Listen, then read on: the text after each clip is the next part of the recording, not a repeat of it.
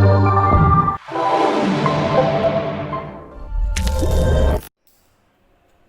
اللہ الرحمن الرحیم۔ السلام علیکم ڈیئر اسٹوڈنٹس، فرسٹ ایئر اسلامیات ہم لوگ پڑھ رہے تھے اور آج ہم نے فرسٹ ایئر اسلامیات کا جو باب نمبر 2 ہے اسلامی تشخص، وہ اس کو ہم نے سٹارٹ کرنا ہے اس باب کو۔ تشخص کا مطلب پہچان، اسلامی تشخص یعنی وہ کون سی باتیں ہیں، وہ کون سے اہم کام اور وہ کون سے اہم اعمال ہیں جو اسلام کی پہچان ہے، جن کو اپنا کر جو ہے انسان دوسرے لوگوں سے مختلف دکھائی دیتا ہے، یا جن کی وجہ سے اسلام جو ہے وہ تمام دوسرے ادیان سے، دوسرے مذاہب سے جو ہے وہ برتر ہے، اور واضح طور پر جو ہے ہم ان اعمال کو جو ہے اپنا کر کس طرح سے جو ہے وہ دنیا کے سامنے خود کو ممتاز کر سکتے ہیں۔ تو ہمارا پہلا جو اس میں ٹاپک ہے وہ ہے ارکان اسلام۔ ارکان اسلام آپ کو پتہ ہے کہ بنیادی طور پر 5 ہیں۔ ارکان اسلام سے مراد دین کے وہ بنیادی اصول، وہ اعمال جن پر اسلام کی پوری عمارت قائم ہے، یعنی وہ اعمال اور جن کو آپ جو ہے وہ اعمال کو دہراتے ہیں، پریکٹیکلی ان کو جو ہے وہ اپنی زندگی میں شامل کرتے ہیں، اور اس سے آپ واضح طور پر جو ہے نظر آتا ہے کہ آپ کیا ہیں، مسلمان ہیں، اور دنیا کے جو دوسرا ادیان ہے اس سے کیا ہے، آپ مختلف ہیں۔ نبی کریم صلی اللہ علیہ وآلہ وسلم کا جو ہے ارشاد پاک وہ کیا ہے، بنی الاسلام،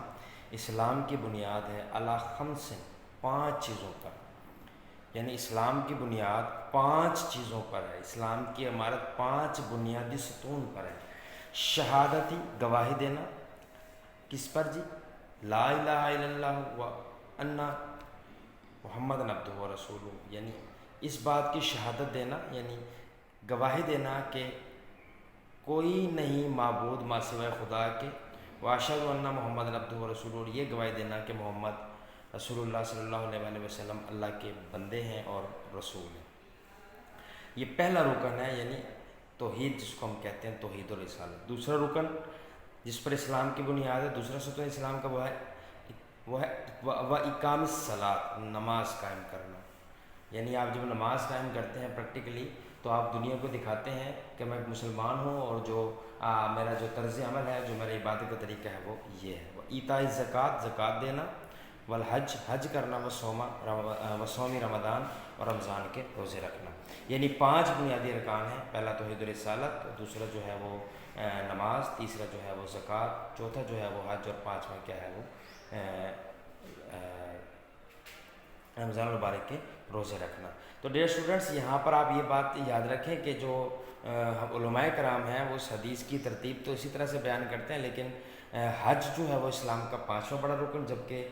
روزہ جو ہے وہ اسلام کا تیسرا بڑا رکن ہے، اور جو زکوٰۃ ہے یہ اسلام کا چوتھا رکن ہے۔ یعنی اس کی ترتیب کچھ اس طرح سے بنے گی کہ پہلا جو رکن ہے وہ توحید و رسالت ہے، دوسرا نماز ہے، اور اس کے بعد جو تیسرا ہے وہ روزہ ہے، چوتھا جو ہے وہ زکوٰۃ ہے، اور 5واں جو ہے وہ حج ہے۔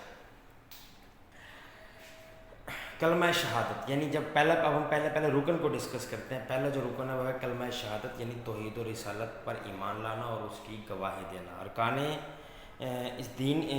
دین میں سب سے اہم کلمہ شہادت ہے، جس کے الفاظ اشہد ان لا الہ الا اللہ وحدہ لا شریک لہ واشہد ان محمد عبدہ و رسولہ، یعنی میں گواہی دیتا ہوں کہ اللہ جو ہے کہ سوا کوئی عبادت، کوئی الہ نہیں، الہ کا مطلب معبود، میں یہ بھی گواہی دیتا ہوں کہ وہ ایک ہے، میں یہ بھی گواہی دیتا ہوں کہ اس کا کوئی شریک نہیں، میں یہ بھی گواہی دیتا ہوں کہ محمد صلی اللہ علیہ وآلہ وسلم اللہ کے بندے ہیں، مین وہ انسانوں میں سے ہیں، یعنی انسان کے علاوہ اور کوئی مخلوق نہیں بلکہ اللہ کے بندے ہیں، اور ورسولہ، اور رسول ہے۔ جس طرح کفار جو ہے وہ مطالبہ کرتے تھے کہ نبی جو ہے وہ فرشتوں میں سے ہونا چاہیے یا اللہ کی کسی اور مخلوق میں سے ہونا چاہیے، تو ہم یہ گواہی دیتے ہیں کہ نہیں، نبی جو ہے وہ انسانوں میں سے ہی ہیں، اور ہم انسان جو ہیں انہی میں سے اللہ تعالیٰ نے ان کو مبعوث فرمایا۔ اللہ پاک قرآن پاک فرماتا ہے لقد جاءکم رسول من انفسکم عزیز علیہ ما عنتم حریص بالمؤمنین رؤوف رحیم، کہ میں نے نبی بھیجا جو تم میں سے ہی ہے۔ لقد جاءکم رسول من انفسکم، تم ہی میں سے ہے، تو عبدہ کا مطلب یہاں پر یہ ہے، اور رسول کا مطلب اللہ کے رسول ہیں۔ توحید کے بارے میں ہم پچھلے باب میں اچھے طریقے سے ڈسکس کر چکے ہیں۔ تو جو ہے کلمہ شہادت بیسیکلی کیا ہے، اچھی طرح ہم نے اس میں توحید کا ٹاپک ڈسکس کیا ہے، یہاں تھوڑا سا اس کو پھر ڈسکس کر لیتے ہیں کہ کفر و شرک سے نجات، جب انسان کلمہ شہادت کو پڑھتا ہے اور اس پر دل و جان سے ایمان لے کر آتا ہے اور خود کو جو ہے وہ توحید کے سانچے میں ڈھال لیتا ہے، تو وہ کفر و شرک سے نجات حاصل کر لیتا ہے۔ کلمہ کا شہادت کا پہلا حصہ ہے ہی یہ کہ لا الہ،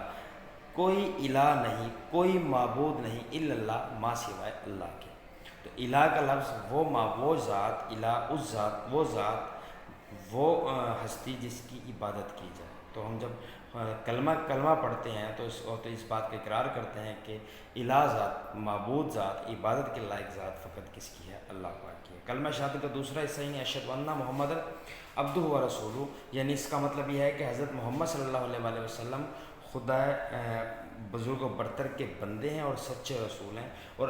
چونکہ آپ اللہ کے بندے اور سچے رسول ہیں، اسی طرح آپ کا جو پیش کردہ دین ہے وہی دین حق ہے۔ ان الدین عند اللہ الاسلام، بے شک خدا کے نزدیک حقیقی دین کیا ہے؟ وہ اسلام ہے۔ دونوں باتوں کی گواہی دیے بغیر کوئی شخص مسلمان نہیں ہو سکتا، یعنی اگر کوئی شخص توحید کو تو مان لے لیکن رسالت کا ایک انکار کرتے وہ بھی مسلمان نہیں ہو سکتا، کوئی شخص رسالت کو مان لے لیکن توحید کا انکار کرتے وہ بھی مسلمان نہیں ہو سکتا، کوئی شخص جو ہے وہ رسالت کو مان لے لیکن رسالت کو حتمی اور رسول اللہ صلی اللہ علیہ وسلم کی ختم نبوت کو نہ مانے وہ بھی مسلمان نہیں ہو سکتا۔ وہ بظاہر تو ادھر رسالت دو باتیں ہیں لیکن دراصل دونوں ایک ہی حقیقت کے دو پہلو ہیں، یعنی توحید اور رسالت دونوں پر ایمان رکھنا ضروری ہے۔ توحید پر ایمان رکھنے والا رسالت پر بھی ایمان رکھے گا، رسالت پر ایمان رکھنے والا بھی توحید پر ایمان رکھے گا۔ نہ کوئی اللہ کو ماننے بغیر جو ہے اللہ کو مان لے اور رسول اللہ کو نہ ماننے مسلمان ہو سکتا ہے، نہ کوئی یہ کہ رسول اللہ کو مان لے اور خدا کی توحید کو نہ مانے وہ مسلمان ہو سکتا ہے۔ مسلمان وہی ہوگا جو اللہ کی رسالت کو بھی منوان مانے اور اللہ کی توحید کو بھی منوان مانے اور رسول اللہ صلی اللہ علیہ وسلم کی رسالت کو بھی اسی طرح سے مانے، چونکہ رسول اللہ صلی اللہ علیہ وسلم